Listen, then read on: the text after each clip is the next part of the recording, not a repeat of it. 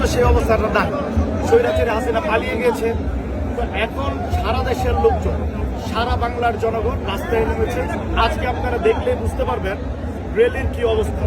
কমপক্ষে 15 লাখ ওভার লোক হয়েছে, আমার মনে হয় 20 লাখ প্লাস। আপনি এইখান থেকে মসজিদে পার হয়ে চলে যাবেন, শুধু করার মতো লোক নাই। আমরা এখানে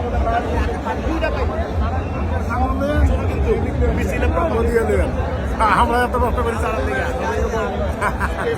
সিঁদুরকুঞ্জের সেম অবস্থা। বাট আজকে যেটা সবচেয়ে বড় বিষয়, ইস বেস্টটা এটাই আমাদের শান্তির ব্যাপার, যে মানুষ এইভাবে মাঠে নেমেছে।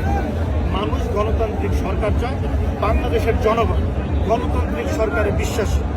আমি আজকের এই উৎসব মুখর পরিবেশে 7ই নভেম্বর উপলক্ষে যে র্যালি, এই র্যালির দিনে আমি আপনাদেরকে বলতে চাই, আমাদের দেশের প্রত্যেকটি মানুষ, প্রত্যেকটি নাগরিক এবং আমাদের প্রত্যেকটি নেতাকর্মী সবাই গণতান্ত্রিক সরকারের পক্ষে। আমি আজকের এই দিনে আমি মহান স্বাধীনতার ঘোষক শহীদ প্রেসিডেন্ট জিয়াউর রহমানকে গভীর শ্রদ্ধার সাথে স্মরণ করছি।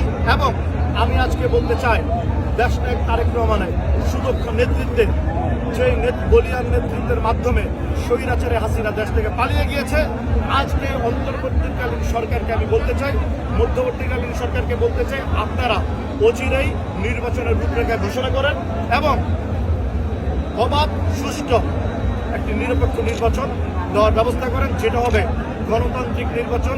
এদেশের মানুষের, গণতান্ত্রিক আমি মানুষের নিজেদের ভোটের মাধ্যমে গণতান্ত্রিক সরকার গঠনের নির্বাচন, আমরা সেটাই কামনা করছি এবং অচিরেই আমরা নির্বাচনের দাবি করছি। ধন্যবাদ। Thank you.